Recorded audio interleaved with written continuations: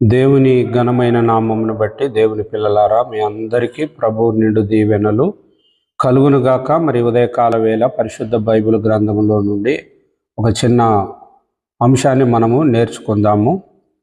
లూకా సువార్త 7వ అధ్యాయము 50వ వచనము. లూకా సువార్త 7వ అధ్యాయము చివరి వచనము.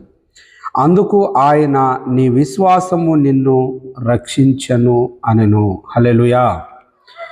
నీ విశ్వాసమే నిన్ను రక్షిస్తుందని, నీ విశ్వాసమే నిన్ను దేవుని వద్ద పరిపూర్ణను చేస్తుందని, నీ విశ్వాసం వలనే నీవు దేవుని కనుగొనగలవని, నీ విశ్వాసం వలనే నీ దేవుని మర్మాన్ని గ్రహించగలవని, విశ్వాసాన్ని బట్టే నీవు దేవుడు ఎవరో తెలుసుకొని నలుగురికి సాక్ష్యం ఇవ్వగలవని మరి పరిశుద్ధ బైబిల్ గ్రంథము మనకు సెలవిస్తూ ఉన్నది. కాబట్టి నీ విశ్వాసాన్ని బట్టి ఏదైనా సాధించవచ్చు.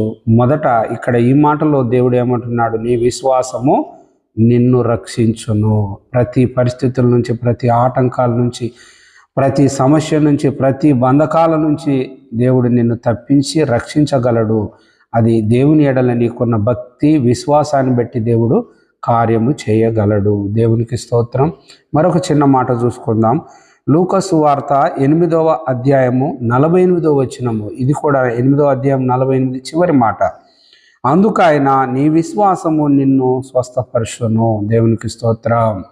నీ విశ్వాసము నిన్ను స్వస్థత కలుగచేయను. విశ్వాసము లేకుండా ఏ నరుడు కూడా దేవునిని చూడలేడని పరిశుద్ధ బైబిల్ గ్రంథము సెలవిస్తుంది. కనుక విశ్వాసం ఉంటేనే స్వస్థత పొందుకుంటావు. విశ్వాసం లేకుండా మరి ఎక్కడో హైదరాబాదులో, ఎక్కడో మద్రాసులో, ఎక్కడో కలకత్తా, బెంగళూరులో ఎవరో గొప్ప సేవకులు, ప్రవక్త వరాలు కలిగినటువంటి వారు అక్కడ ఉన్నారు, అక్కడికి వెళ్తే మేము బాగుపడతామని మనుషులను బట్టి వెళ్ళటము కాదు. కానీ నీకు విశ్వాసం ఉంటే నువ్వు ఏ స్థలంలో నిలిచి ఉంటావో, ఎక్కడ నిలిచి ఉంటావో అక్కడికే దేవుడు వచ్చి నిన్ను ముట్టి బాగు చేయగలడు. నీకు కావలసింది దేవుని యందు విశ్వాసము, నమ్మకము కావాలి.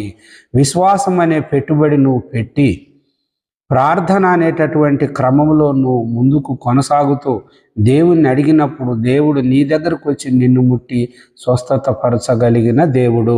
దేవునికి మహిమ కలుగునుగాక. అందుకే లూకా సువార్త 7:50 చివరి మాటలో నీ విశ్వాసము నిన్ను రక్షించును అని అంటున్నాడు దేవుడు. లూకా సువార్త 8:48 చివరి మాటలో అందుకు ఆయన, నీ విశ్వాసము నిన్ను స్వస్థపరచును అంటాడు. ఒకవేళ రక్షణ కావాలన్నా, నువ్వు రక్షించబడాలన్నా, నీకు స్వస్థత కావాలన్నా, నువ్వు స్వస్థత పొందుకొని సంపూర్ణంగా నువ్వు స్వస్థచిత్తుడు కావాలన్నా నీకు కావాల్సింది దేవునికి నీకు అనుసంధానంగా